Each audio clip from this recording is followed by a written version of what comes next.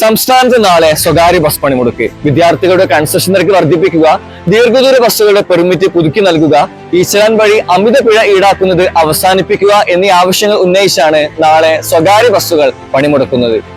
സൂചനാ പണിമുടക്കെന്നോണം നാളെ സംസ്ഥാനത്തുടനീളം സ്വകാര്യ ബസ് തൊഴിലാളികൾ പണിമുടക്കുന്നു. വലിയ പ്രതിസന്ധിയാണ് സ്വകാര്യ ബസ് വ്യവസായം നിലവിൽ നേരിടുന്നത്. വിദ്യാർത്ഥികളുടെ കൺസെഷൻ നിരക്ക് വർദ്ധിപ്പിക്കാത്തത്, ഈ ചലാൻ വഴി അമിത പിഴ ചുമത്തുന്നത്, ദീർഘദൂര ബസ്സുകളുടെ പെർമിറ്റ് പുതുക്കി നൽകാത്തത്, ഒപ്പം ബസ് ജീവനക്കാർക്ക് PCC വേണമെന്ന കരിനിയമം കൂടിയാകുമ്പോൾ വളരെ പ്രതികൂലമായാണ് സ്വകാര്യ ബസ് വ്യവസായത്തെ അത് ബാധിക്കുന്നത്.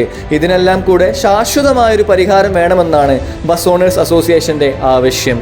നമ്മുടെ നാളത്തെ സൂചന പണിമുടക്ക് എന്ന് വെച്ചാൽ 10 വർഷത്തിന് മേലെ വിദ്യാർത്ഥി കൺസെഷൻ ചാർജ് ഇന്നും 1 രൂപയാണ് മിനിമം ചാർജ്. നമ്മൾ 1 രൂപ മിനിമം ചാർജ് ഇന്നും നമ്മൾ ഓടുന്നത് 10% കിട്ടാൻ സ്ഥിതിയാണ്. കേരളത്തിലെ ബസ് എന്ന് വെച്ചാൽ 90% വിദ്യാർത്ഥികളാണ് യാത്ര ചെയ്യുന്നത്. പിന്നെ രണ്ടാമതായിട്ട് പറയുന്നത് PCC. ഈ കേരളത്തിൽ ഒരു ഡിപ്പാർട്ട്മെന്റിലും PCC എന്ന നിയമമില്ല. ഇതൊന്ന് കേരളത്തിന് പുറത്തുള്ള ബംഗാളികളായാലും പല സംസ്ഥാന യാത്രകൾ പണിയുന്നു. അപ്പോൾ ഈ ബസ്സുകാർക്ക് മാത്രമായിട്ടൊരു PCC എന്നാൽ അതൊരു നടക്കാത്ത കേസാണ്. അതാണ്. അതുപോലെ തന്നെ 150 കിലോമീറ്റർ പെർമിറ്റ് റിന്യൂ ചെയ്ത് കൊടുക്കാത്തത് ഹൈക്കോടതി വിധി വന്നതാണ്. അതുപോലും നമ്മൾ സർക്കാർ ചെയ്യുന്നില്ല. പല വിഷയവും നമുക്ക് മുന്നോട്ട് കൊണ്ടുപോകാൻ പറ്റാത്ത സ്ഥിതി കൊണ്ടാണ് നാളെ നമ്മൾ ഒരു സൂചനാ പണിമുടക്കും.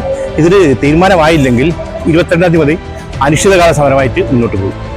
ഗതാഗത മന്ത്രിയുമായി ചർച്ച നടത്തി ഈ പ്രശ്നം പരിഹരിച്ചിട്ടില്ലെങ്കിൽ ഈ മാസം 22 മുതൽ അനിശ്ചിതകാലത്തേക്ക് ബസ് സർവീസ് നിർത്തിവെക്കാനാണ് ബസ് ഓണേഴ്സ് സംയുക്ത സമരസമിതിയുടെ തീരുമാനം.